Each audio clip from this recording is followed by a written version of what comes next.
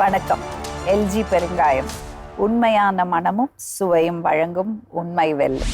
2 பேர் லவ் பண்ண ஆரம்பித்தோம். 2 வீட்டுக்கும் தெரிஞ்சு தான் இருந்துச்சு. அவங்க வீட்டில் வந்து அதுக்கப்புறம் வேறு காஸ்ட்டுங்கிறதுனால திரும்ப வேணான்னு சொல்லி பேச ஆரம்பிச்சிட்டாங்க. இவங்க வந்து என்னை கூட்டிகிட்டு போய் கல்யாணம் முடிச்சிட்டாங்க. நகை ஏதாவது நீங்கள் போட்டால் உங்கள் பொண்ணை நீங்கள் வீட்டுக்கு கூட்டிகிட்டு போங்க தீபாவளிக்கு, இல்லைனா அவள் இங்கேயே தான் இருப்பா, நாங்கள் எங்கேயும் விட மாட்டோம் சொல்லி அத்தை வந்து என்னை அடிச்சிட்டாங்க. 50 பவுன் நகையை கொண்டுட்டு வா, அப்போ நீங்கள் வீட்டுக்குள்ளே வரலாம். 3 நாளும் ரயில்வே ஸ்டேஷனு பஸ் ஸ்டாண்டு அப்படியே உட்கார வச்சு ஜனவரி 26 முந்தின வருஷம் 3:30 மணிக்கு ரயில்வே ஸ்டேஷனில் விட்டுட்டு போயிட்டான். எங்கள் பேக்ரவுண்ட் தெரியாமல் இந்த குடும்பத்தில் நீ வாழ்ந்துருவியான்னு அவர் கேட்காது. பொண்ணு பார்த்து நான் கல்யாணம் முடிச்சு வைப்பேன். நீ தான் சட்டப்படி பொண்டாட்டி. போஸ்டர் அடிச்சு உங்க கல்யாண போட்டோ எடுத்து யாரை பொண்ணு கொடுக்குறா பார்க்கலாம். 5 மாசத்துல விட்டு போனாங்க. இப்போ வரைக்கும் குழந்தைய பார்க்க கூட வரல.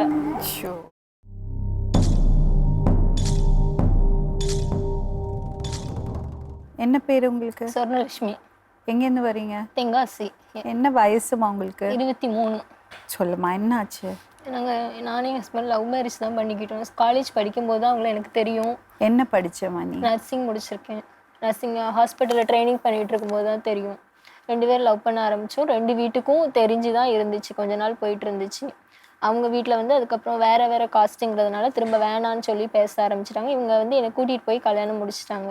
அதுக்கப்புறம் 2 நாள் கழித்து திரும்ப வீட்டுக்கு வந்தப்போ மறுபடியும் வீட்டில் எல்லாரையும் கூப்பிட்டு வச்சு வீட்டில் சிம்பிளாக வச்சு தாலி கட்ட சொல்லி கல்யாணம் முடிச்சுக்கிட்டோம்.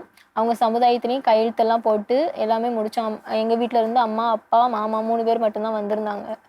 அதுக்கப்புறம் அம்மா, அப்பா என்கிட்ட 3 மாதத்துக்கிட்ட யாருமே என்கிட்ட பேசவே இல்லை. கல்யாணத்துக்கு அப்புறம் அதுக்கப்புறம் நான் கன்சீவாக இருக்கேன்னு தெரிஞ்சு தான் வந்தாங்க. என்ன வீட்டில் எத்தனை பேர் நீங்கள்? நானும் தங்கச்சியும்.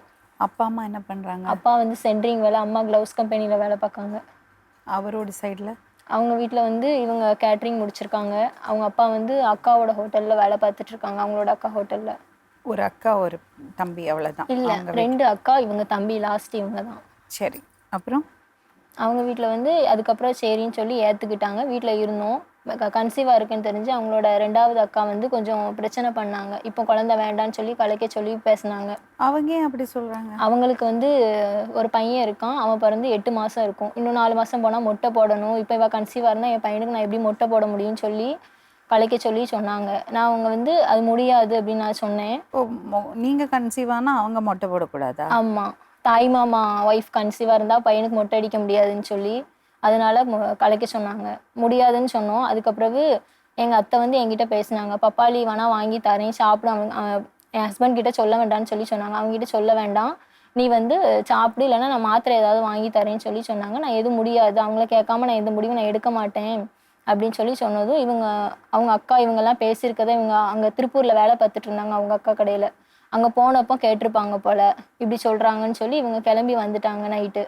மறுநாள் காலையில் எங்கள் அத்தைக்கிட்ட கேட்டாங்க, ஏன் இப்படி பேசுகிறீங்க, இது இந்த வீட்டோட வாரிசு தானே, ஏன் இப்படி பேசுகிறீங்கன்னு சொல்லி கேட்டதுக்கு, இல்லை இப்போ வேண்டாம், அவங்க அக்கா சொல்லுதான், நீ கேளு, வேண்டான்னு சொல்லுதாங்க, கேளு அப்படின்னு சொல்லி சொன்னாங்க. இவங்க முடியாது, இருக்கட்டும்னு சொன்னாங்க. கொஞ்ச நாள் பிரச்சனை பண்ணிகிட்டே இருந்தாங்க. அப்புறம் கொஞ்ச நாள் அமைதியாகிட்டாங்க. சரி இருந்துட்டு போட்டுன்னு சொல்லி அமைதியாகிட்டாங்க. மறுபடியும் திரும்ப ஒரு நாள் ஜாதகம் பார்த்துட்டு குழந்தைக்கு வந்து மூளை வளர்ச்சி இருக்காதான், இல்லைனா கை கால் குறைபாடோட பிறக்கும்னு குழந்தைய சொல்லிட்டாங்க. அப்போ சொல்லவும் இவங்க வந்து அவங்க சொன்னாங்க. அப்படிங்கிறப்போ இவங்க வந்து பரவாயில்ல, எப்படி பிறந்தாலும் பரவாயில்ல, அது எங்கள் குழந்தைய நாங்களே பார்த்துக்கிடுதோம், கலைக்கலாம் முடியாதுன்னு சொல்லிட்டாங்க. இவங்க வந்து கொஞ்சம் பிரச்சனை பண்ணிகிட்டே இருந்தாங்க. அப்புறம் தீபாவளி டைம் வந்து அம்மா வீட்டுக்கு தேடி வந்தாங்க. கன்சீவாக இருக்கேன்னு தெரிஞ்சு பார்க்க வந்தாங்க. வந்தப்போ என் நாத்தனார் 2வது உள்ளவங்களும் என் மாமியாரும் சேர்ந்து வரதட்சணை கேட்டாங்க. நகை ஏதாவது நீங்கள் போட்டால் உங்கள் பொண்ணை நீங்கள் வீட்டுக்கு கூட்டிகிட்டு போங்க தீபாவளிக்கு, இல்லைனா அவள் இங்கேயே தான் இருப்பா, நாங்கள் எங்கேயும் விட மாட்டோம் அப்படின்னு சொல்லி சண்டை போட்டாங்க. அதுக்கப்புறமா வீட்டில் வந்து மாமியார் வீட்டில் கொஞ்சம் பண பிரச்சனை வந்துச்சு. 1 லட்ச ரூபா கேட்டு கொஞ்சம் பிரச்சனை போயிட்டு இருந்துச்சு. எங்கள் அம்மா வீட்டில் இருந்து தான் வாங்கி கொடுத்தோம். வாங்கி கொடுத்து அந்த தீபாவளிக்கு போனீங்களா இல்லையா? ஆமாம், இல்லை, சண்டை போட்டு நேராக அங்கே போயிட்டாங்க. என்னை கூட்டிகிட்டு அங்கே போயிட்டாங்க. இனிமேல் இங்கே இருக்க வேணான்னு சொல்லி எங்கள் அம்மா வீட்டில் என்னை கொண்டுட்டு வந்து விட்டுட்டாங்க. குழந்தைய கலைக்க பார்க்காங்கன்னு சொல்லி என்னை அம்மா வீட்டில் கொண்டுட்டு வந்து பேசி விட்டுட்டாங்க. இங்கேயே இருக்க ஹஸ்பண்டா? ஆமாம். அதுக்கப்புறம் தான் போனோம். அங்கே போய் இருக்கும்போது தான் இப்படி காசு பிரச்சனை திடீர்னு வரவும் இவங்க எங்கள் வீட்டிலேருந்து என் மாமாவோட பத்திரத்தை வச்சு 1.5 லட்ச ரூபா வாங்கி கொடுத்தாங்க. மாமியார் எல்லாருக்கும் தெரிஞ்சு எல்லாரும் தான் வாங்கினாங்க. சேர்ந்து வாங்கி கொடுத்ததுக்கப்புறம் சரின்னு சொல்லிட்டு கொஞ்ச நாள் கழித்து எங்களை திரும்ப வீட்டுக்கு கூப்பிட்டாங்க. வாங்க, இங்கே இருக்க வேணாம். அவங்க வந்து அவங்களோட பெரியம்மா வீட்டில் இருந்தாங்க. நான் மட்டும்தான் என்னோட அம்மா வீட்டில் இருந்தேன். நீங்கள் வாங்க வீட்டுக்கு அப்படின்னு சொல்லி அவங்களோட ரிலேஷன் கல்யாணத்துக்கு போயிருந்தப்போ கூப்பிட்டு வீட்டில் வச்சு எல்லாரும் பேசினாங்க. அவங்க தாய் மாமா எல்லாரும் சேர்ந்து பேசினாங்க. நாங்களும் சரின்னு சொல்லிட்டு வீட்டுக்கு போயிருந்தோம். அங்கே போயிருக்கும் போதும் என் நாத்தனார் அவங்க வந்து கொஞ்சம் சண்டை போடுற மாதிரி பேசிகிட்டே தான் இருந்தாங்க. அதனால இவங்க வந்து பிடிக்காம என்ன சரி நீங்க அம்மா வீட்டிலேயே இரு, நம்ம பார்த்துக்கலாம், நான் வேணா இங்கே இருக்கேன், நீ இப்போதைக்கு நீ அங்கே இருன்னு சொல்லி என்னை விட்டுட்டாங்க. நான் என்னோட அம்மா வீட்டில் தான் இருந்தேன். எப்போவாச்சும் போயிட்டு வந்துக்கிடுவேன். அதுக்கப்புறம் நான் வளகாப்புக்கு முத நாள் சாயந்தரம் போல தான் வீட்டுக்கே போனேன். போயிட்டு மறுநாள் மதியத்துக்கு மேலே நான் வளகாப்பு முடிச்சு இங்கே வந்ததுக்கப்புறம் நான் போகலைங்க. அதுக்கப்புறம் குழந்தை அதுலேருந்து ஒரு 15 நாளில் குழந்தை பிறந்துருச்சு. வளகாப்பு முடிச்சு குழந்தை பிறந்ததும் ஜிஹெச்க்கு கூட்டிகிட்டு போக சொல்லிட்டாங்க திருநெல்வேலி. குழந்தை ஹார்ட் ப்ராப்ளம் இருந்துச்சுன்னு சொல்லி. அதனால நாங்கள் ஜிஹெச் போயிட்டோம். அங்கே குழந்தை 21 நாள் தான் இருந்தது. குழந்தை இறந்துருச்சு. குழந்தை இறந்ததும் என்னோட அம்மா வீட்டுக்கு தான் கொண்டுட்டு போயிருந்தோம் குழந்தைய. அங்கே வச்சு எதுவும் பண்ணக்கூடாதுன்னு சொல்லி மாமியார் வீட்டில் இருந்து சொல்லிட்டாங்க. சம்பிரதாயப்படி எங்கள் வீட்டில் வச்சு தான் நாங்கள் எல்லாம் பண்ணணும், அதனால நீங்கள் இங்கே குழந்தைய கொண்டுட்டு வந்துடுங்கன்னு சொல்லி திரும்ப குழந்தைய அங்கேயே கொண்டுட்டு போயிட்டு என்னையே 2 நாள் அங்கே தான் இருக்க வச்சாங்க. எல்லா சம்பிரதாயம் முடிச்சுட்டு 2 நாள் இருந்ததுக்கு அப்புறமே என்னை வீட்டில் கொண்டுட்டு வந்துட்டு நாங்கள் 3ஆம் மாதம் கூப்பிட்டுக்கிடுதோம் அப்படின்னு சொல்லி சொன்னாங்க. ஆனால் கூப்பிடவே இல்லை. 3 மாதம் 5 மாதம்னு போயிடுச்சு. என்னை கூப்பிடவே இல்லை. இவங்க கேட்டது என் ஹஸ்பண்ட் கேட்டாங்க. 3ஆம் மாதம் பிள்ளை இருந்தா பொம்பளை குழந்தை பையன். அந்த குழந்தை இறந்துருச்சு. அதுக்கப்புறம் என்ன 3ஆம் மாதத்தில் கூப்பிடுதுன்னு சொன்னனால அம்மாவும் கேட்டாங்க, என் ஹஸ்பண்டும் கேட்டாங்க. 3ஆம் மாதம் ஆயிடுச்சுல, வேணா வீட்டுக்கு கூப்பிடுங்க அப்படின்னு சொன்னதுக்கு கூப்பிடவே தரல. இல்லை, அந்த மாதிரிலாம் எதுவும் பண்ணலை. ஏதாவது மருந்து ஏதாவது கொடுத்தாங்களா? ஏன் எதுக்காக கேட்குறேன்னா, இத்தனை வாட்டி குழந்தைய கலைக்க சொன்னாங்களே, அதனால கேட்குறேன். அது சாப்பாடு விஷயம் என்னன்னு தெரியல. நான் அத்தை தான் சமைப்பாங்க எப்போதும் வீட்டில். நாங்கள் 3 மாதம் இருந்த வரைக்கும் அவங்க தான் எல்லாம் பார்த்துட்டாங்க குழந்தைக்குள்ள 3 மாதத்தில்.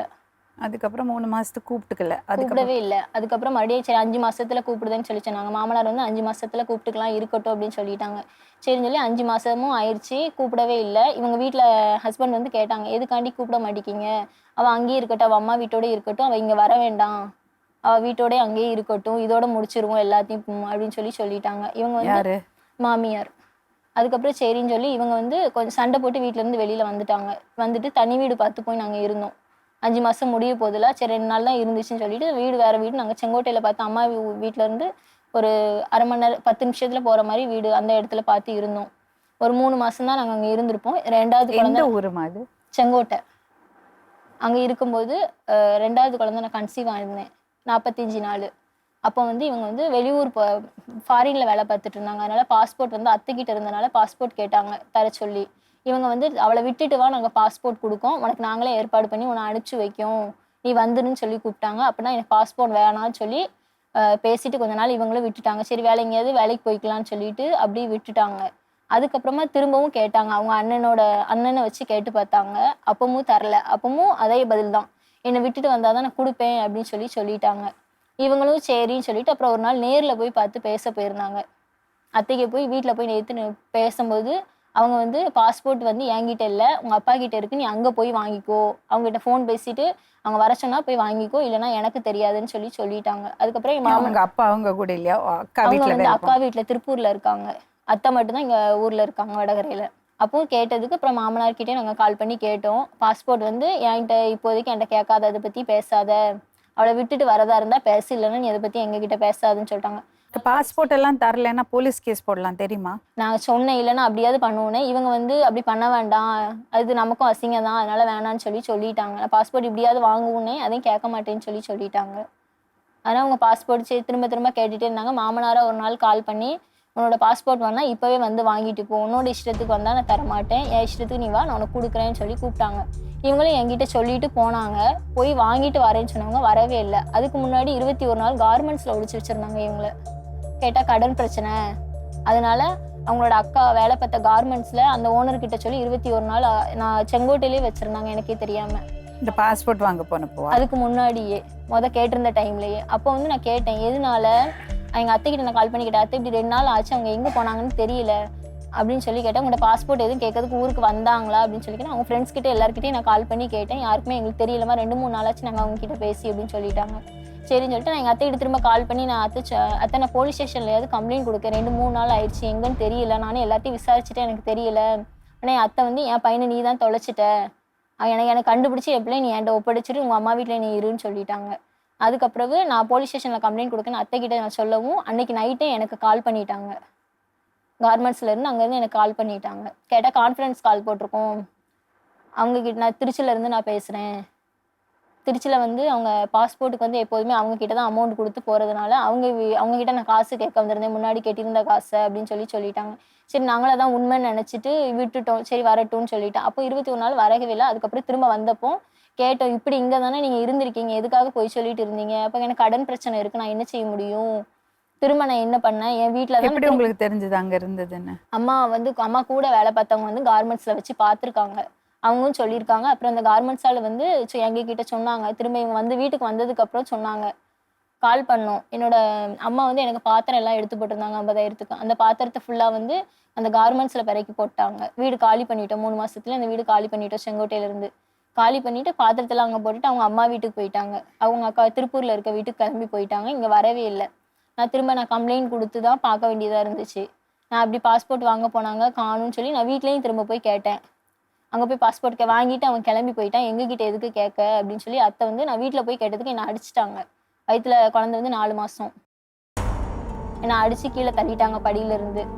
போய் நானும் அம்மாவும் கேட்க போயிருந்தப்போ அதுக்கப்புறம் நான் அச்சம்பூர் ஸ்டேஷனில் போய் நான் கம்ப்ளைண்ட் படுத்தேன். சார் இப்படி வந்து பாஸ்போர்ட் வாங்க போனாங்க, மாமியார் பார்க்க போனாங்க, அவங்க எந்த தகவலும் எனக்கு சரியாக சொல்ல மாட்டேக்காங்கன்னு சொல்லி நான் கம்ப்ளைண்ட் கொடுத்துருந்தேன். அவங்களும் அத்தையும் மாமாவும் கூப்பிட்டு விசாரிச்சாங்க. எத்தனை நாள் நீங்கள் கூட்டிகிட்டு வந்து விடுவீங்கன்னு கேட்டதுக்கு ஒரு 2 நாள் டைம் கொடுங்க, நாங்கள் கூட்டிகிட்டு வந்து விட்டுருந்தோம் அப்படின்னு சொல்லி சொன்னாங்க. அதுமாதிரி 2-3 நாள்லேயே கூட்டிகிட்டு வந்து விட்டுட்டாங்க. இவங்க தனியாக வந்து இவங்களுக்கு எந்த தொடர்பும் இல்லாத மாதிரிக்கு வந்தாங்க. வந்துட்டு நான் இப்படி வேலைக்கு தான் போயிருந்தேன், எனக்கே தங்கிறதுக்கு இடம் இல்லாதனால ஒன்று நான் எங்கே கூட்டிகிட்டு போய் வச்சுக்க முடியும், அதனால் நீங்கள் அம்மா வீட்டில் இரு, நான் இப்போதைக்கு நான் எங்கேயாவது வேலை பார்த்துட்டு கொஞ்சம் ஒரு அட்வான்ஸ் கொடுக்கறதுக்காக என்கிட்ட காசு இருக்கட்டும், அப்புறம் நான் உன்னை கூட்டிகிட்டு போகிறேன்னு சொல்லி சொன்னாங்க. ஆனால் என்னை கூட்டிகிட்டு போக வரவே இல்லை. திரும்ப மறுபடியும் நான் மகளிர் ஸ்டேஷனில் போய் கம்ப்ளைண்ட் பண்ணேன். ஏன்னா என் மாமியார்கிட்ட நான் கேட்டப்போ 50 பவுன் நகையா நீ போட்டு வந்த, என் பையன் கூட ஒன்று நாங்கள் வாழ விடுறதுக்கு அப்படின்னு சொல்லிட்டாங்க. அப்போ எங்கள் வீட்டில் இவ்வளோ 5 பவுன் நகை எல்லாம் நான் போட்டிருக்காக தானே செய்தாங்க, சேர்ந்து வாழ விட வேண்டியதானே கேட்டதுக்கு அதெல்லாம் முடியாது, 50 பவுன் நகையை கொண்டுட்டு வா, அப்போ நீ எங்கள் வீட்டுக்குள்ளே வரலாம். என்னை வீட்டுக்குள்ளே விட மாட்டேன்ட்டாங்க. என்னை வெளியில் அடிச்சுட்டு என்னை கதவை கேட்டு பூட்டிட்டாங்க. அவங்க வாசல்லே உட்காந்துட்டாங்க, என்னை உள்ளே விட மாட்டேன்னு சொல்லி. அதுக்கப்புறமா ஊருக்குள்ள அப்புறம் குழந்தையும் பிறந்துருச்சு, 5 மாதம் ஆயிடுச்சு. லாஸ்ட்டாக என்னை ரயில்வே ஸ்டேஷனில் விட்டுட்டு போயிட்டாங்க. மகளிரில் போய் கம்ப்ளைண்ட் கொடுத்தப்புறம் ஒரு 22ஆம் தேதி வந்தாங்க, ஜனவரி. அப்போ வந்தப்போ வந்து கூட்டிகிட்டு போவோம் பொண்டாட்டி, நீ தானே வச்சு வாழணும், நீ கூட்டிகிட்டு போய் எங்கே போறியோ அவளை அங்கே வச்சு வாழன்னு சொல்லி அனுப்பிச்சி வச்சுட்டாங்க. இவங்க வந்து ஸ்டேஷனில் வச்சு கேட்டதுக்கு நான் கோயம்புத்தூரில் தான் நான் வேலை பார்த்துட்ருக்கேன் மேடம் அப்படின்னு சொன்னாங்க. அப்போ நீ கோயம்புத்தூர் கூட்டிகிட்டு போய் அவன் பொண்டாட்டி வச்சு வாழு அப்படின்னு சொல்லி அம்மாவே வீட்டுக்கு போக சொல்லிட்டாங்க. எல்லாரும் நீங்கள் கிளம்புங்க, அவன் பொண்டாட்டியை கூட்டிகிட்டு அவன் கிளம்பிடுவான் அப்படின்னு சொல்லிட்டு என்னை கூட்டிகிட்டு போயிட்டு அன்றைக்கி நைட்டு அவங்களோட ஃப்ரெண்டு வீட்டில் தான் தங்கியிருந்தோம். அங்கே தங்கியிருந்துட்டு மறுபடியும் மறுநாள் காலையில் வந்து அவங்க அங்கே வந்து என்னை வீட்டுக்கு போக சொல்லிவிட்டு இவங்க வந்து அவங்க ஃப்ரெண்ட்ஸோட வீட்டில் இருந்தாங்க. அப்புறம் நைட் திடீர்னு வந்துட்டு நான் கிளம்புறேன் ஊருக்கு அப்படின்னோடனே நான் அவங்க வீட்டுக்கு தேடி போயிட்டேன். அங்கே தேடி போயிட்டு நானும் கூட வரேன், எங்கே போனாலும் பரவாயில்ல, நானும் எங்கள் கூடயே வந்துடுறேன்னு சொல்லிட்டு நானும் வீட்டிலேருந்து ட்ரெஸ் எல்லாம் எடுத்து வச்சு நானும் கிளம்பிட்டேன். அதுக்கப்புறம் அவங்க அத்தாங்கிட்ட கால் பண்ணி பேசினாங்க, அவங்களோட ஹஸ்பண்ட் கிட்ட. அவங்ககிட்ட பேசினப்போ சரி கூட்டிகிட்டு வா அப்படின்னு சொல்லி திருப்பூர் கூட்டிகிட்டு வான்னு சொல்லிட்டாங்க. இவங்களும் சரி திருப்பூர் தான் கூட்டிகிட்டு போகிறாங்க அப்படின்னு சொல்லிட்டு நானும் நினச்சி போனேன்.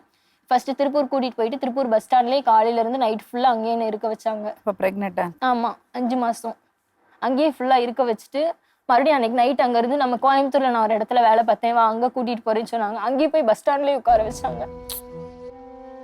நைட் ஃபுல்லாக பஸ் ஸ்டாண்ட்லேயே உட்கார வச்சுட்டு மறுபடியும் சரி வா நான் ஊர்லேயே உன்னை கொண்டுட்டு போய் விட்டுடுறேன் அப்படின்னு சொல்லி மறுபடியும் அன்றைக்கி நைட்டே கிளம்பி மதுரை பஸ் ஸ்டாண்ட்லேயே இருக்க வச்சுட்டாங்க. ஃபுல்லாக பஸ் ஸ்டாண்டில் என்னை உட்கார வச்சு ஊரில் கொண்டுட்டு வந்து தென்காசியில் ரயில்வே ஸ்டேஷன்லேயே விட்டுட்டு போயிட்டாங்க 3:30 மணிக்கு.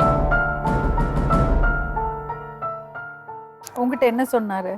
அவங்க எனக்கு 2 லட்ச ரூபா பணம் கட்டியிருக்காங்க ஃபாரின் போகிறதுக்கு, நான் அதனால கிளம்ப தான் போகணும் அப்படின்னு சொன்னாங்க. உங்கள் வீட்டில் இப்போ உங்கள் அம்மா 2 லட்ச ரூபா ரெடி பண்ணி தர சொல்லு, நான் இங்கே வந்துடுறேன் அப்படின்னு லாஸ்ட்டாக ஃபோனில் சொல்லிட்டு வச்சுட்டாங்க. அதுக்கப்புறம் இப்போ வரைக்கும் எந்த ஃபோனுமே கிடையாது. அப்புறம் நான் அம்மா அப்பாவுக்கு கால் பண்ணி போலீஸ் அந்த அன்னைக்கு வந்து குடியரசு தினனால மார்னிங் வந்து அங்கே ஃபுல்லாக ரயில்வே ஸ்டேஷனில் போலீஸ்காரங்க நின்னாங்க. என்னம்மா இங்கே இருக்குன்னு சொல்லி கேட்கவும் இப்படி விட்டுட்டு போயிட்டாங்க அப்படின்னு சொல்லிட்டு அப்புறம் அம்மா அப்பாவுக்கு கால் பண்ணி நான் அவங்கள வர சொல்லி அவங்க கூட நான் வீட்டுக்கு வந்துட்டு மறுபடியும் மறுநாள் மகளிரில் போய் நான் சொன்னேன், மேடம் இப்படி என்னை விட்டுட்டு இங்கேயே போயிட்டாங்க, அவங்க அம்மா வீட்டுக்கு போகிறேன்னு சொல்லிட்டு போயிட்டாங்க அப்படின்னு. அவங்க அம்மா கூட தானம்மா இருப்பான், என்னைக்குனாலும் வருவான், நீ ஒன்று போய் குழந்தைய பார்த்துட்டு நீ வா நாங்கள் பார்த்துக்கிடுவோம் அப்படின்னாங்க. ஆனால் அவங்களும் அதுக்கப்புறம் எனக்கு எந்த ஸ்டெப்புமே எடுத்து கொடுக்கல. நான் திரும்ப கம்ப்ளைண்ட் பண்ணேன். ஆனால் அவங்க வந்து அவங்க அம்மா கூட இருக்கான், வக்கீலோட வராங்க, எங்களால் எதுவும் பண்ண முடியாது, அதனால் நீயே கண்டுபிடிச்சிக்கோ அப்படின்னு சொல்லிட்டாங்க. நான் அப்புறம் உங்கள் கலெக்டர் ஆஃபீஸ் வரைக்கும் கம்ப்ளைண்ட் கொடுத்து பார்த்துட்டேன், எதுவுமே எனக்கு கை கொடுக்கவே இல்லை. அவங்க எல்லாருமே திரும்ப மகளிருக்கே வரதுனால திரும்ப பேசி வருவான், போ நீ வீட்டுக்கு போ, வருவான் என்னைக்கா இருந்தாலும், குழந்தைய பார்க்க வருவான். என்ன குழந்தைமா அவனுக்கு? இப்போ 2வது பையன் தான். எத்தனை வயசு? இப்போ 1.25 வயசு ஆகுது. 5 மாசத்துல விட்டு போனாங்க. இப்போ வரைக்கும் குழந்தைய பார்க்க கூட வரல. அவங்க வீட்டுல எல்லாத்துக்கும் நான் அத்தைக்கு ஃபோன்லாம் பண்ணி சொல்லதான் செஞ்சேன் குழந்தை பிறந்துருச்சு. ஆனா இப்போ வரைக்கும் வந்து அவங்க யாருமே பார்க்க கூட இல்லை. அவங்க வீட்டுல இருந்து அவங்களோட பெரியம்மாவும் அவங்க அத்தையும் மட்டும்தான் வந்து பார்த்துட்டு போனாங்க.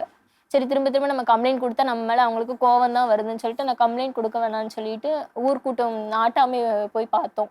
குழந்தை பத்து 3 மாசம் கூட இருக்காது. நாட்டாமை போய் பார்த்துட்டு அவங்க கிட்டேயும் பேசணும். இப்படி பண்ணாங்க, நீங்களாவது எங்களுக்கு ஒரு வழி சொல்லுங்கன்னு சொல்லி அவங்க கிட்டேயும் போய் கேட்டோம். அவங்களும் சரி கூட்டம் போடுதும், கூட்டம் போட்டு உங்க மாமனார் மாமியார் கிட்ட பேசி உன்னை நான் வீட்டுக்குள்ள நாங்க சேர்த்து விடுதுன்னு சொன்னாங்க. 3 மாசத்துல இருந்து 7 மாசம் இவனுக்கு ஆயிடுச்சு. கூட்டமே போட மாட்டேன்ட்டாங்க. அவங்க வரமாட்டுக்காங்க. நாங்க என்ன பண்ண முடியும், உன்கிட்ட தான் இருக்கேன்னு சொல்லுதாங்க.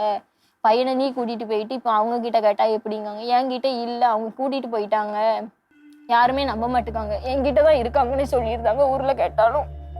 அப்போ அவங்க கிட்ட இருக்காங்கன்னு நான் சொன்னதும் அதுக்கப்புறம் சரின்னு சொல்லி நான் விசாரிச்சதுல அவங்க கிட்ட இருக்கதா தெரியுதுமா, ஊர்க்கூட்டம் போடுவோம்னு சொல்லி போட்டாங்க. ஊர்க்கூட்டம் போட்டு பேசும்போது அவங்களுக்கு சாதகமாக தான் பேசினாங்க. ஏன்னா அவங்களோட கஷ்டனாலும் அவங்களுக்கு சாதகமாக பேசிட்டு கொஞ்ச நாள் போட்டுமா பார்க்கலாம், நீ அதுக்குள்ள உன்னால முடிஞ்ச ஸ்டெப்பை எடுத்து நீ அவனுக்கு வெளியில கொண்டு வர பாரு அப்படின்னு சொல்லிட்டாங்க.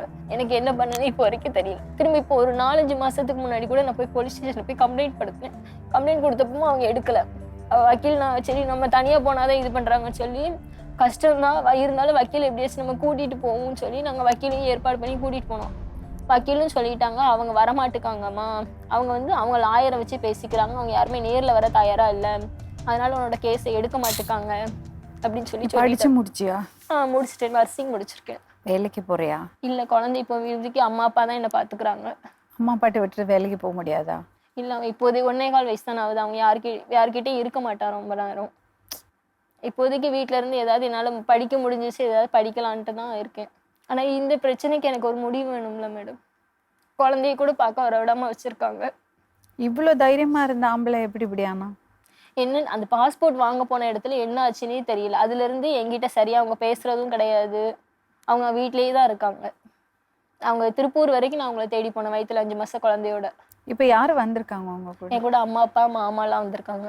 அந்த பக்கத்துலேருந்து அவங்க யாருமே என் கூட வரலன்ட்டாங்க. நாங்களும் பேசி பார்த்துட்டே வரலன்ட்டாங்க. உன் கூட பிறந்தவங்க யாரெல்லாம் இருக்காங்க? தங்கச்சி. என்ன பண்றா? அவள் லேப் முடிச்சிருக்கா, வேலை பார்த்துட்டு இருக்கா இப்போ. ஜாதி வெறி வேற என்ன? உங்க 2 காஸ்ட்குள்ள பெரிய பிரச்சனையா? அப்படிலாம் எதுவுமே கிடையாது. வேற வேற ஊரு தான். அவங்க அக்காவோட ஹஸ்பண்டுக்கு வந்து 2வது உள்ளவங்களுக்கு பிடிக்கல, அதனால வீட்டுக்கு வர்றதே ஸ்டாப் பண்ணிட்டாங்க. என் கல்யாணத்துக்கு அப்புறம் எதுக்குமே இந்த வீட்டுக்கு வர மாட்டாங்க. அந்த வீட்டிலேருந்து நாங்கள் வெளியில வந்து தனி வீடு பார்த்ததுக்கு அப்புறம் தான் அந்த வீட்டுக்கு போக வர இருந்துக்கிட்டாங்க. அது வரைக்கும் அந்த வீட்டுக்கு கூட அவங்க வரல.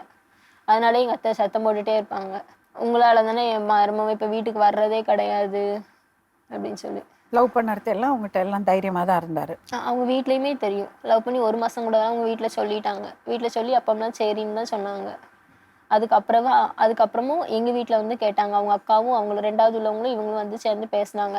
எங்கள் அம்மா வேணாப்பா, இப்போ அதுக்குள்ளே என்ன அவசரம், கல்யாணம்லாம் வேண்டாம், ஒரு 2 வருஷம் வேணால் போகட்டும், உங்கள் கஷ்டம் எங்கள் கஷ்டம் வேற வேற, நீங்களும் கொஞ்சம் எங்களுக்கு பண வசதி கூட, அதனால் உங்கள் வீட்டில் வேற அதிகமாக எதிர்பார்ப்பாங்க, எங்களால் முடியாதுப்பா வேணான்னு சொன்னாங்க. அதுக்கப்புறம் அவங்க வீட்டில் அவங்க அம்மா அப்பாவும் வந்து பேசினாங்க. 2 வீட்லேயும் பேசி 2 வருஷம் கழிச்சு வச்சுக்கலான்னு பேசினாங்க. அதுக்கப்புறம் இவங்க ஃபாரினும் அனுப்பிச்சி வச்சாங்க. திடீர்னு அவங்களுக்கு ஃபோன் பண்ணி வேணாம் விட்டுரு, இதோட மறந்துட்டு நீ உன் வேலையை அங்கேயே பாரு அப்படின்னு சொல்லவே இவங்க போன 1 மாதம் கூட முழுசாங்க இல்லை, திரும்பி வந்துட்டாங்க. மறுபடியும் குழந்தை பிறந்து நாள் கிளம்புனாங்க. குழந்தை பிறந்த காலையில் தெரிஞ்சோடனே திரும்ப வந்துட்டாங்க. என்ன கல்யாணம் பண்ணதுலேருந்து ஃபாரின் போய் ஒழுங்காக கூட இல்லை. அதுனே எங்கள் அத்தைக்கு அதனாலையும் போவோம். போயிட்டு காசு சும்மா 1 லட்ச ரூபா கட்டி என்னை சும்மா போவா செய்யும் அப்படின்னு சொல்லி திட்ட ஆரம்பிச்சிட்டாங்க. குழந்தை சீரியஸாக இருக்குது, அதை கூட சொல்லக்கூடாதுன்னு சொன்னாங்க.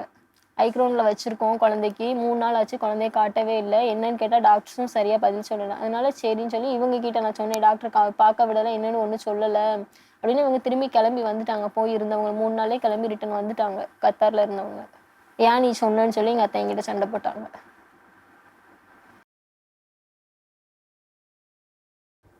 உங்க பேருமா? அமுதம். நீங்க? சராங்க அப்பா. என்ன வேலை செய்றீங்க? சென்ட்ரிங்களும் பக்கம். நீங்க? நான் க்ளோஸ் கம்பெனியில் வேலை பார்க்கணும்.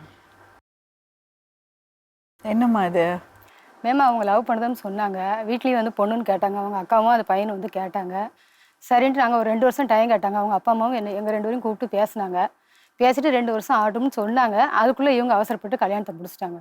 ஓ ஆமாம், முடிச்சிட்டாங்க. அதுக்கப்புறம் எங்களையும் கூப்பிட்டாங்க. மறுபடியும் வீட்டில் வச்சு தாலி கட்டி அவங்க சமுதாயத்தில் வச்சு எல்லாம் முடிச்சாங்க. அதுவரை எல்லாம் நல்லா தான் போய்கிட்டு இருந்துச்சு. அப்புறம் கன்சீவாக இருந்தா 3 மாதத்தில் அது பிள்ளை வேண்டான்னு சொல்லி அவங்களுக்குள்ள கொஞ்சம் பிரச்சனையாக இருந்துச்சு.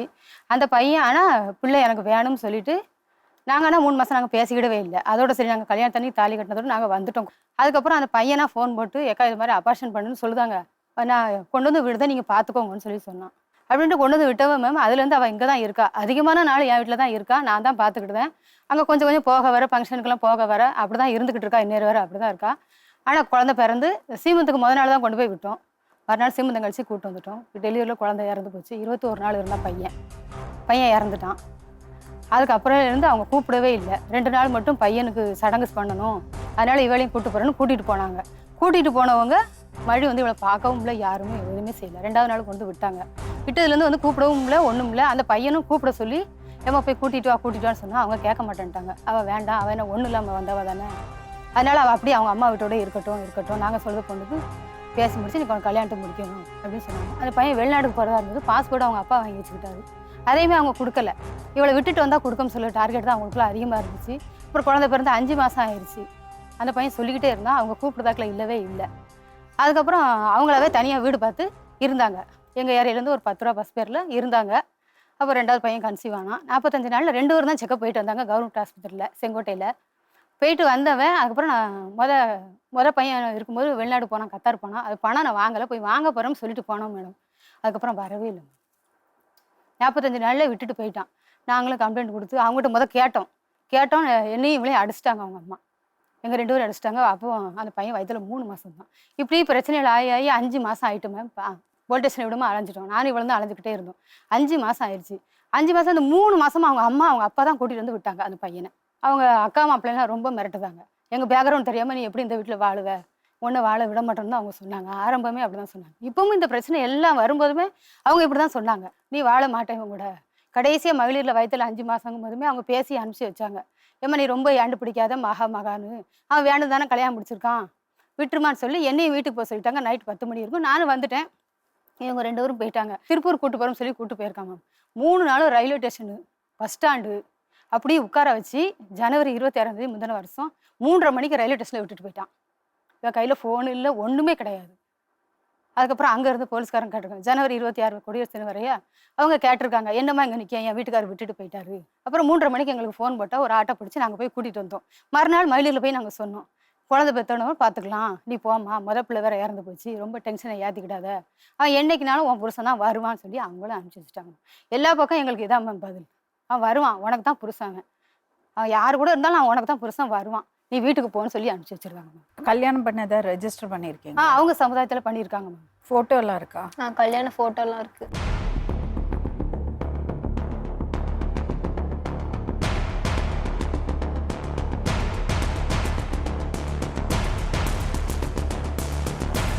இப்போ அந்த பையன் எங்கே இருக்கான்னு எங்களுக்கு தெரியும். பையன் கூட தான் இருக்கான்னு அவங்க வீட்டில் எல்லாருமே சொல்லுவாங்க. குழந்தை பிறந்ததுக்கும் ஃபோன் போட்டு சொன்னேன், ஃபோன் எடுக்கவே இல்லை. பையன் பிறந்திருக்கான்னு சொல்லிட்டு சொன்னேன். அவங்க எடுத்து ஒரு 2 வரை 1.25 வயசு ஆச்சு பையனுக்கு. அவங்க வந்து பார்க்கவே இல்லை. அட்வொகேட் சரவணன் போடுங்க. ஹலோ ஹலோ, வணக்கம் சார். மேடம் சொல்லுங்க மேடம். இங்கே ஒரு பொண்ணு வந்திருக்காங்க தென்காசிலேருந்து. கையில் ஒரு 1.5 வயசு குழந்தை இருக்கு. Okay okay. லவ் பண்ணி கல்யாணம் பண்ணியிருக்காங்க. சரி மேடம். 2 வேற காஸ்ட். ஓகே. அந்த பையன் ஸ்ட்ராங்கா தான் இருந்திருக்கான். இந்த பொண்ணை லவ் பண்றாங்க தெரிஞ்சதுக்கு அப்புறம் அந்த பொண்ணோட அப்பா அம்மாவும் பையனோட அப்பாவும் சேர்ந்து பேசியிருக்காங்க. இந்த பையனோட வீடு கொஞ்சம் வசதியானவங்க போல இருக்கு. அவங்க 2 வருஷம் கழிச்சு பாத்துக்கலாம்னு சொல்லியிருக்காங்க. ஆனா பையன் வந்து கொஞ்சம் அவசரப்பட்டு 2 பேருமா போய் கல்யாணம் பண்ணியிருக்காங்க. கல்யாணம் பண்ணதுக்கு அப்புறம் ஓடி போய் கல்யாணம் பண்ணதுக்கு அப்புறம் அவங்க சமுதாயத்துல கூப்பிட்டு வீட்டுல வச்சு திருப்பி கல்யாணம் பண்ணியிருக்காங்க. அந்த பொண்ணு பிரெக்னென்ட் ஆயிருக்கா. அப்ப அவங்க வந்து அவங்க மகளோட குழந்தைக்கு மொட்டை அடிக்கணும், அதனால இவ பிரெக்னெண்டா இருந்தா அது பண்ண முடியாதுன்னு சொல்லி அபார்ட் பண்ண சொல்லியிருக்காங்க. அதுக்கு கோவப்பட்டு அந்த பையன் இந்த பொண்ணை கூட்டிட்டு வெளியில வந்து ஒரு வீடு எடுத்து இருந்திருக்கான். அதுக்கப்புறம் குழந்தை பிறந்திருக்கு. குழந்தை பிறந்து அந்த குழந்தை 21 நாள்ல இறந்து போயிருக்கு. அந்த குழந்தை வயிற்றுல இருக்கும் போதே இவங்க அபார்ட் பண்ண சொல்லிட்டு அவள்கிட்ட மருந்து வாங்கி சாப்பிட சொல்லியிருக்காங்க, பப்பாயா சாப்பிட சொல்லியிருக்காங்க, இந்த மாதிரி எல்லாம் பண்ணியிருக்காங்க. முதல் குழந்தை இறந்து போனதுக்கு அப்புறம் திருப்பியும் ஏதோ பிரச்சனையாகி அம்மா வீட்டிலேருந்து அவங்க வீட்டுக்கு போய் அங்கேருந்து வெளியே வந்து தனியாக இருந்திருக்காங்க. திருப்பி இவ ப்ரெக்னெண்ட்டாக இருக்கா. Okay madam. 45 நாள் இருக்கும்போது அந்த பையன் ஃபாரினுக்கு போறேன்னு சொல்லிட்டு அம்மா வீட்டில் கொண்டு வந்து விட்டுருக்கான். ஓகே. அதுக்கப்புறம் வரவே இல்லை. அண்ட் Okay, அவங்க காஸ்ட் அந்த கம்யூனிட்டியில ரெஜிஸ்டர் பண்ண டீட்டெயில்ஸ் கேட்டிருக்காங்க. அவங்க இன்னும் கொடுக்கல கல்யாணம் பண்ண ரெஜிஸ்ட்ரேஷன் எல்லாம். கல்யாணம் வந்து ரிஜிஸ்டர் மேரேஜ் தான் என்ன மேடம்? ரெஜிஸ்ட்ரார் வந்தாரா? இல்ல மேம், இல்லை மேம். இல்ல அவங்க இல்ல. சமுதாயத்துல சமுதாயத்துல சமுதாயத்துல இருந்து பண்ணிருக்காங்க. கையில் ஒரு நாட்டாமை சமுதாயத்தோட சர்டிஃபிகேட் மாதிரி கொடுத்து ஆமா, நாட்டாமைய ஆமா. வச்சு பண்ணிருக்காங்க. ஓகே. அதுக்கப்புறம் இந்த 2வது குழந்தைய மாசமா இருக்கும்போது பல பிரச்சனை ஆயிருக்கு. Okay. அதுக்கப்புறம் ஒரு 5 மாசம் இருக்கும்போது போலீஸ் ஸ்டேஷன்ல வேற ஊர்ல போய் கம்ப்ளைண்ட் கொடுத்துருக்காங்க, பக்கத்து ஊர்ல.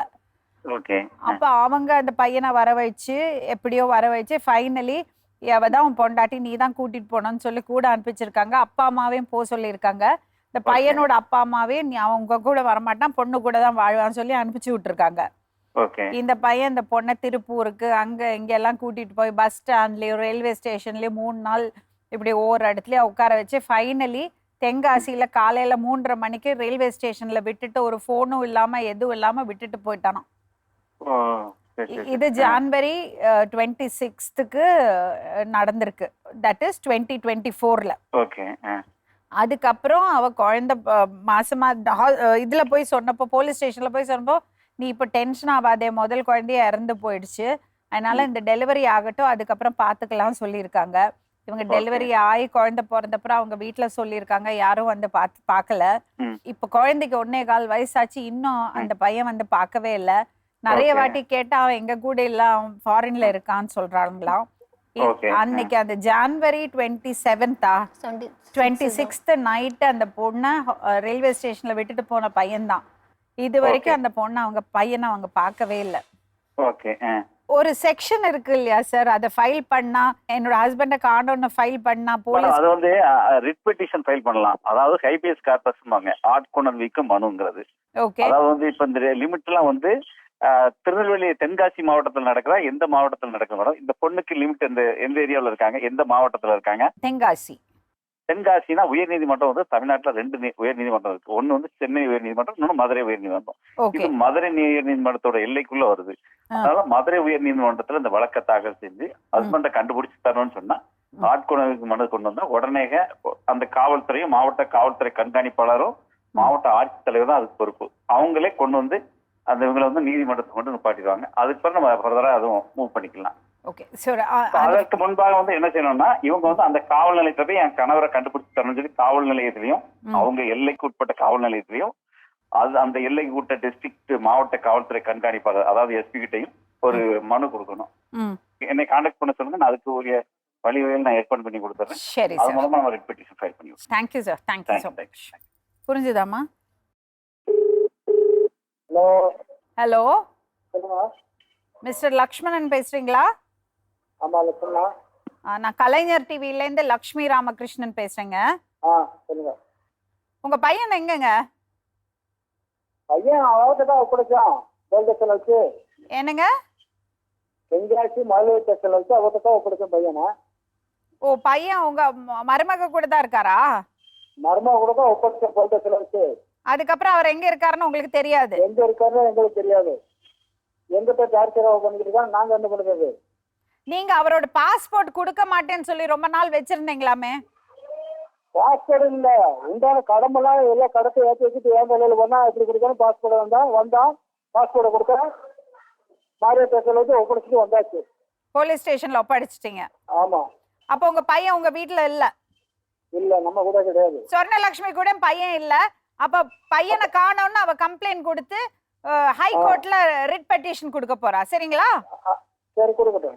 சரிங்க, சரி. உங்க வீட்டுல இல்ல? நம்ம வீட்டுல இல்ல. நீங்க பொய் சொல்லல? நான் ஏன் போய் சொல்லுவேன்?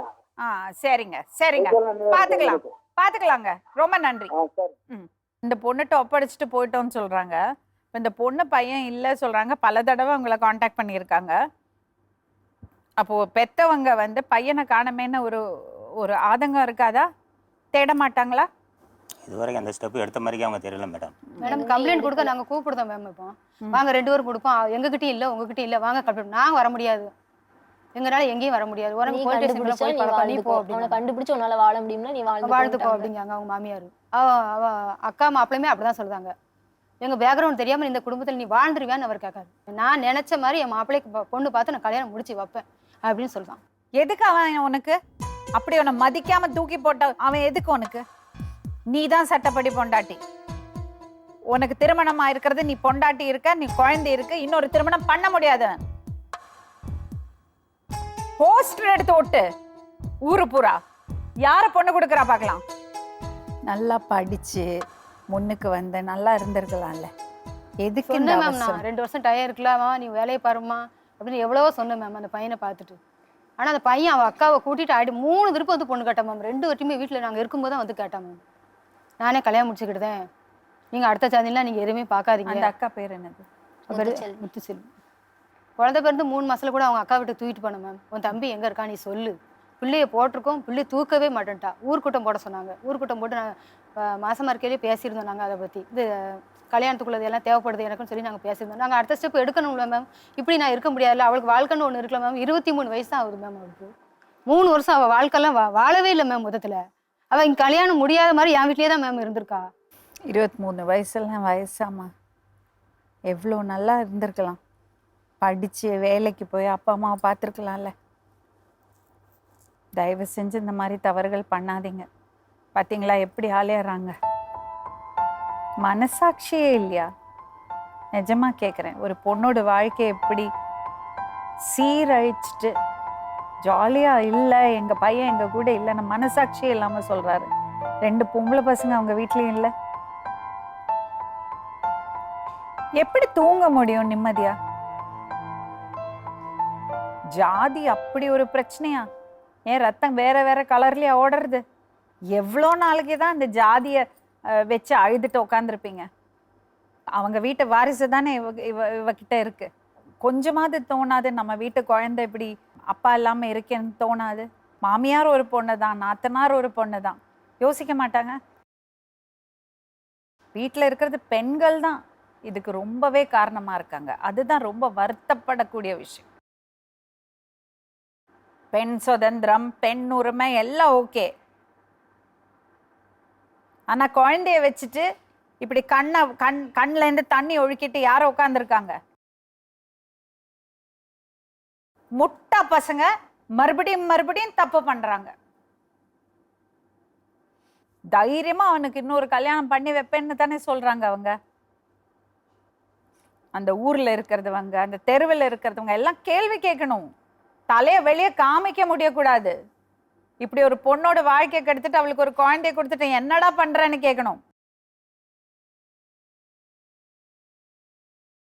unless you are 100% sure, 100% நம்பிக்கை வர வரைக்கும் இந்த மாதிரி போய் மாட்டிக்காதீங்க. இந்த குழந்தை ஒன்று பெற்றிருக்கலைன்னா வேற பிரச்சனை இல்லை. உன்னோட வாழ்க்கையை பார்த்துட்டு நீ போயிட்டே இருக்கலாம். ஓகே செட் ஆகலை போகலான்னு. கையில் குழந்தைய வச்சுட்டு என்ன பண்ணுவான்? எப்படி வேலைக்கு போவா? 23 வயசுக்குள்ள வாழ்க்கையே போச்சு. எப்படியெல்லாம் கஷ்டப்பட்டு வளர்த்துருப்பாங்க, படிக்க வச்சிருப்பாங்க. நம்மளோ படிக்கல, நம்மளோ வேலைக்கு போகல, அந்த குழந்தைங்களாவது நல்லா இருக்கணும்னு தானே நினைச்சிருப்பாங்க.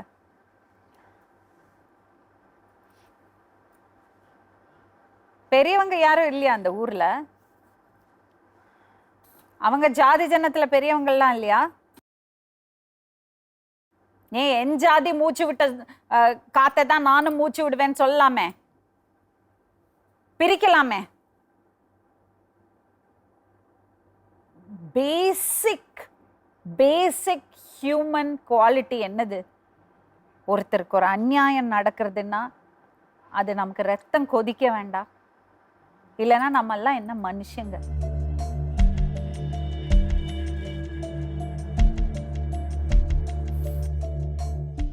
தைரியமா தானே இருந்தான் அந்த பையன் சொன்ன. எப்படி இப்படி மாறினா? அதான் தெரியவே இல்லை. கேட்டால் கடன் பிரச்சனையை வச்சு ஃபுல்லாக அவங்கள லாக் பண்ணியிருந்தாங்க. நாங்கள் அடைக்கும். இல்லை மேம், அவன் கல்யாணம் முடிச்சிருந்து 1 வருஷம் வேலைக்கே போகல மேம். 1 வருஷம் வேலைக்கே போகாமல் கடன் தான் அவ்வளோ சொல்லி நாங்களுமே நிறைய 3 லட்ச ரூபா கிட்ட கொடுத்துருக்கோம் மேம். ஏன் மேம் ஒன்றும் இல்லாமல் வந்துட்டா அவள் ஓடி வந்துட்டா 5 பவுன் நகையும் போட்டிருக்கேன் மேம் அவளுக்கு. இப்படி சொல்லி தான் ஒன்றும் இல்லை வந்தா ஓடி வந்துட்டா அப்படின்னு சொல்லி தான் நாங்களும் ரூபாயெல்லாம் நிறையா கொடுத்துருக்கோம் மேம். வட்டியெல்லாம் எல்லாமே அவன் தான் கட்டிக்கிட்டு இருந்தான் மேம். நாங்கள் எங்கள் கையில் இருந்தெல்லாம் கொடுக்கல, அடுத்தள்கிட்ட தான் வாங்கி கொடுத்துருக்கோம்.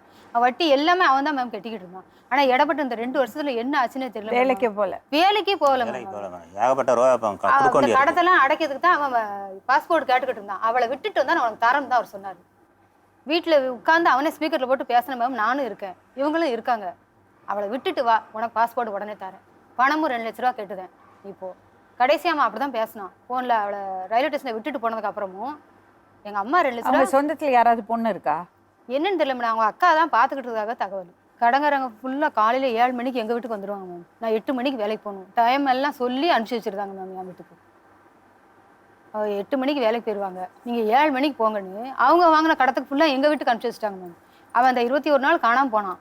இவ மாசமார் 2வது மாசமார் கையில் போனவன், பாஸ்போர்ட் வாங்க போகிறேன்ட்டு வந்தவன். அந்த 21 நாள் என் வீட்டுக்கு எல்லாரும் அனுப்பிச்சி வச்சுட்டாங்க மேம். ஒரு ஆள் பாக்கி இல்லை. அவன் அங்கே தான் இருக்கான், அங்கே போய் வாங்கிக்கோங்க. அவன் அங்கே தான் இருக்கான், அங்கே போய் வாங்கி. அவன் இல்லையே, அவன் காணும் தானே நாங்கள் தேடிக்கிட்டு இருக்கோம். லவ் பண்ணும்போது என்ன வேலை பண்ணிட்டு இருந்தான்? கேட்ரிங் தான். லீவுக்கு வந்திருந்தாங்க ஃபாரின்லேருந்து. அப்போ சொந்த பந்தம் எல்லாம் தெரியும்ல? எல்லாத்துக்குமே தெரியும். எல்லாத்துக்கும் தெரியும். கல்யாணம் பண்ணும்போது அந்த அவங்க ஜாதி ஜனத்தை கூப்பிட்டு கல்யாணம் பண்ணாங்க. அன்னைக்கு என்ன நடந்தது?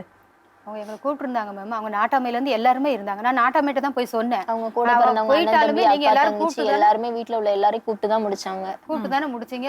என்ன பண்ணாங்க அன்னைக்கு அவங்க சமுதாயத்துப்படி எப்படி பண்ணுவாங்களோ கல்யாணத்துக்கு எல்லா ஏற்பாடும் வீட்டில் வச்சு சிம்பிளாக பண்ணாங்க. வீட்டிலே அவங்க 2 பேரும் முத நாள் போய் புடவை எல்லாம் எடுத்துட்டு தாலியெல்லாம் எடுத்துட்டு வந்தாங்க. எடுத்துட்டு வந்து மறுபடியும் அன்னைக்கு நைட்டே போய் எல்லாரையும் கூப்பிட்டுட்டு மறுநாள் காலையில் கல்யாணம் எல்லாரும் வந்துருங்கன்னு சொல்லி கூப்பிட்டுட்டு சிம்பிளாக வீட்டில் வச்சு நாட்டாமே தாலி எடுத்து கொடுத்து கெட்ட சொல்லி ஐயரு யாருன்னா எதுவுமே கிடையாது. இவங்களே சிம்பிளாக முடிச்சுக்கிட்டாங்க. அவ்வளோ. இது சிக்னேச்சர் எல்லாம் ஆமா நாட்டாம அவங்க இதுல சமுதாயத்துல வந்து வாங்குவாங்கன்னு சொல்லி நோட்ல சைன் வாங்கிக்கிட்டாங்க. கையெழுத்து போடுறதுக்கு ஒரு புக் வச்சிருக்காங்க மேம். கல்யாணம் அதில் பொண்ணு சார்பா நான் போட்டேன், அவர் பையன் சார்பா அப்பா போட்டாங்க. 101 ரூபா அதுக்கு பணம் கட்ட சொன்னாங்க. ரூபாயை கொடுத்து கையெழுத்து ஸ்லிப் எதுவும் கொடுக்கல. அது இல்லை மேடம். இப்போ அவங்க நாட்டாமை என்ன சொல்லுவாங்கன்னா, நாட்டாமிட்ட நிறைய தடவை பேசிட்டோம். அவர் சொல்லாமல் தருவேன். ஏன்னா அவங்க ரொம்ப சொந்தக்காரங்க. அவன் சொன்னார் லட்சுமணன் சொன்னா நான் தரேன் அப்படின்னு சொல்லுவார். அவர் நாட்டாமை இப்படி தான் சொல்லுவார். உன் கூட இல்லைன்னா தனியாக நீ வச்சு பார்த்துக்கோ அப்படின்னு சொல்லுவார். பையன் அங்கே தான் இருக்கான், வேற எங்கேயுமே போகல. நிறைய பேர் பார்த்துருக்கும் செய்தாங்க மேம். அங்கே திருப்பூரில் பார்த்துருக்கும் செய்தாங்க. நான் பார்த்தேன்னு தான் அவங்க சொல்லுவாங்க. பையன் அங்கே தான் இருக்கான். அவருமே ஃபோன் போட்டு உடனே எங்கள் முன்னாடி அட்வொகேட் சொல்கிற மாதிரி செய்வோம். உங்களை கனெக்ட் பண்ணி விடுவாங்க. அட்வொகேட்டை பேசுங்க, அவர் ஆலோசனை சொல்லுவார். அது மாதிரி பண்ணுங்க. உங்களுக்கு உங்கள் ஹஸ்பண்ட் ஏதாவது சொல்கிறதுக்கு இருக்குன்னா கேமராவை பார்த்து சொல்லுங்கள். குழந்தைக்காக எங்கே இருந்தாலும் சரி கண்டிப்பாக வாங்க. இது எவ்வளவோ நீங்களும் தப்பு பண்ணியிருக்கீங்க, நானும் இதெல்லாம் மன்னிச்சு ஏற்றுக்கிட தயாராக தான் இருக்கேன். கண்டிப்பாக வாங்க. குழந்தைக்காகவாது குழந்தையும் பார்க்கணும்னு உங்களுக்கு மனசு தோணதானே செய்யும். எங்கே இருந்தாலும் வாங்க. உங்கள் வீட்டில் உள்ளவங்க பேச்சு கேளுங்க, கேட்காதீங்கன்னு இல்லை. குழந்தைக்காக எங்கே இருந்தாலும் கண்டிப்பாக வாங்க. அவனும் அப்பா அப்பான்னு தேடிட்டு தானே இருக்கான். ஒரு குழந்தைய நம்ம இழந்துட்டோம். இந்த குழந்தைக்காக வாங்க, கண்டிப்பாக வாங்க. வேற எதுவும் நான் உங்ககிட்ட கேட்கல. இந்த பொண்ணு இவ்வளோ கஷ்டத்துலையும் அவர்கிட்ட ஒரு வார்த்தை மரியாதை இல்லாமல் பேசல. உங்கள் வீட்டில் இருக்கிறவங்களை விட்டுட்டு வாங்கன்னு சொல்லலை. அவ்வளோ நல்ல பொண்ணு. நிஜமாக சொல்கிறேன்ப்பா. அந்த பையன் வெங்கடகிருஷ்ணன், நீங்கள் ஒரு அழகான ஒரு நல்ல பொண்ணை கல்யாணம் பண்ணியிருக்கீங்க. தயவு செஞ்சு வாழ்க்கையை தொலைச்சிக்காதீங்க. ஒரு குழந்தை இருக்கு உங்களுக்கு. வெங்கடகிருஷ்ணனோட வீட்டில் இருக்கிறவங்களுக்கு நான் சொல்லிக்கிறேன், என்ன சாதிக்க போகிறீங்க? உங்கள் வீட்லேயும் பெண்கள் இருக்கீங்கல்ல. ஆமாம், பையன் சொல்லாமல் கல்யாணம் பண்ணால் கோவம்தான், தப்பு தான், வருத்தம்தான். அது ஒரே பையன் வச்சுருக்கீங்க, உங்களுக்கு வருத்தம் இருக்கும், பல ஆசைகள் இருக்கும், அதெல்லாம் புரிஞ்சுக்கலாம். ஆனால் அதுக்கு எல்லாத்தையும் விட மேலே என்னது? உங்கள் பையனோட சந்தோஷம். அடுத்தது ஒரு பொண்ணோட வாழ்க்கையை கெடுத்துட்டு அப்படி என்ன ஒரு வைராக்கியம், அப்படி என்ன ஒரு ஒரு என்ன சொல்கிறது, எங்கள் ஜாதி எங்கள் மதம் ஒரு பொண்ணோட வாழ்க்கையை கெடுத்துட்டா? உங்கள் வீட்டை உங்கள் ரத்தம் தானே இங்கே இருக்குது. அதை பற்றி கூடவா யோசிக்க மாட்டீங்க? குழந்தைய மனசாட்சினா என்கிட்ட கொடுத்துருங்கன்னு மாமியார் கேட்காங்க. மனசாட்சின்னு ஒன்று இருக்குல்ல. எப்போ சொன்னாங்க அது? இப்போ 2-3 வாரத்துக்கு முன்னாடி பேசணும். இங்கே நிகழ்ச்சிக்கு வரேன்னு சொல்லி பேசியிருந்தோமா, அதனால அவங்க வந்து நீ தான் என் பையனை கடத்தி வச்சிருக்கேன், என் மகனை நீ கொண்டுட்டேன்னு அவன் மேலே கம்ப்ளைண்ட் கொடுப்பேன் போலீஸ் ஸ்டேஷனில். கோர்ட்லேயும் போட்டு உன்னை நான் கோர்ட்டு வரைக்கும் நான் இழுப்பேன், பாரு உனக்கு என்ன செய்தோம்னு நீ பாரு அப்படின்னு சொல்லி 5 மாசத்துலேயே கேட்டாங்க மேம். வக்கீல் மூலியமாக வந்து கையில் ஒரு 4.5 லட்ச ரூபா கொண்டு வந்தாங்க மேம். அப்போ கொண்டு வந்துட்டு உனக்கு 1.5 லட்ச ரூபா தாரேன், நீ 1.5 வருஷம் வாழ்ந்துருக்க, உனக்கு 1.5 லட்ச ரூபா தாரேன். புள்ள அழுகுறேன். 1.5 லட்ச ரூபா தாரேன், என்ன உங்கள் வீட்டில் வாங்கியிருக்க நகையிலேருந்து கடன் எல்லாமே நாங்கள் அடைச்சிருந்தோம், கையெழுத்து போட்டு கொடுத்துட்டு போன்னு கேட்டாங்க மேம். பிள்ளையை வளர்க்க முடியலன்னா பெற்று எங்கிட்ட கொடுத்து நாங்கள் ஆசிரமத்தில் விட்டுருதுன்னு கேட்டாங்க மேம்.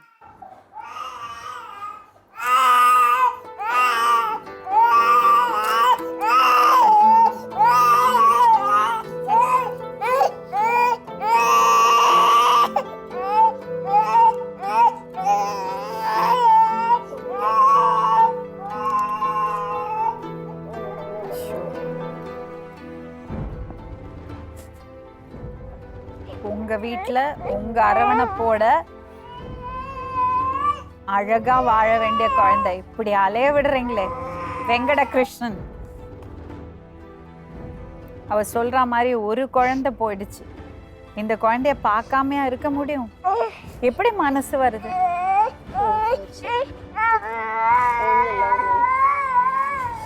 நீங்க இவனும் இருந்தா மேம், சாட்சி கையெழுத்து கல்யாணத்துக்கு எல்லாமே இவனும் இருந்தா. யார் அவங்க? தம்பி, எனக்கு தம்பி. சாட்சி கையெழுத்து எல்லாமே அவனும் போட்டாங்க. இவ்வளோ பேர் நீங்க இருந்துட்டுமா அப்படி விட்டீங்க? சொல்லாமதான் போயிட்டான் மேடம். ரெஜிஸ்டர் பண்ண இதையாவது வாங்க கூடாதா? கேட்டேன் தாராமுன்னாங்க. அப்புறம் அதுக்கு பிறகு இப்போ அவங்க வீட்டில் இருந்து கொடுக்க விட மாட்டேங்காங்க. ஊர் மக்கள் அந்த திருமணத்துக்கு போன இத்தனை பேர் இருந்திருப்பீங்கல்ல, யாரும் உங்க வீட்டுல ஒரு பிள்ளைக்கு இப்படி நடந்தா சும்மா இருப்பீங்களா?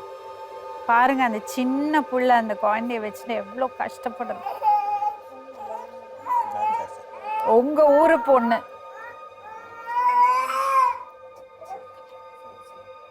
மாமியார் காலில் போட்டு அப்ப கூட பிள்ளையை தூக்க மாட்டேன்னு சொல்லிட்டாங்க. நீ ஏதாவது பண்ணியா? உங்ககிட்ட ஏதாவது கோமா? என்கிட்ட நான் எதுவுமே பண்ணல. கடன் பிரச்சனை இருந்துச்சு, கடனை அடைக்க எதுவுமே சொல்ல.